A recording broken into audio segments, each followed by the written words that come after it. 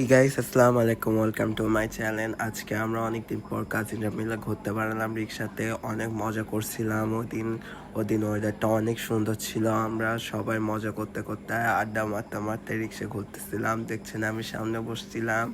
কি বলবো, আমাদের ঘুরতে ঘুরতে খিদা লেগে গিয়েছিল। আমরা ওখান থেকে ফুড কোর্টে চলে গিয়েছিলাম। ফুড কোর্টে যে আমরা দেখতে পাচ্ছেন অনেক খাবার ছিল।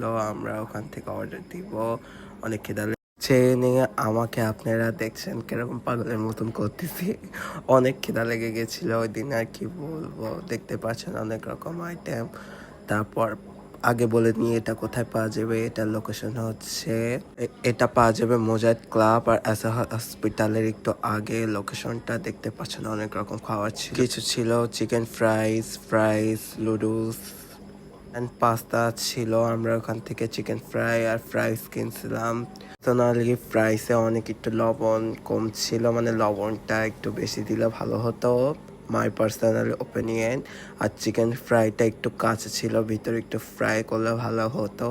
আপনারা যা খেতে পারেন, মোটামুটি ভালোই ছিল। আমার বোনেক দেখছেন আমরা সবাই খেতে খেতে মজা করতে করতে যাচ্ছিলাম। দেখতেই পারছেন ঘোরার পর আমরা রূপকথা কাব্যে গিয়েছিলাম।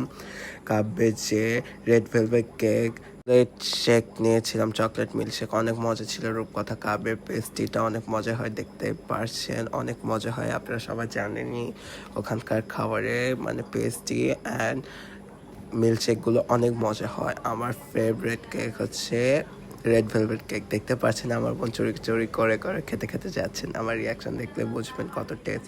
মানে কোয়ালিটি ভালোই ছিল, মানে একটু কম করে দিয়েছে আগে থেকে, বেশি হলে অনেক মজা হতো। আর দেখছেনই আমি শেক খাচ্ছি, শেকটা অনেক মজা ছিল। মানে একটু বেশি হলে ভালো হতো। আজকে সারাদিন অনেক মজা করলাম। থাকেন, আল্লাহ হাফেজ সবাইকে।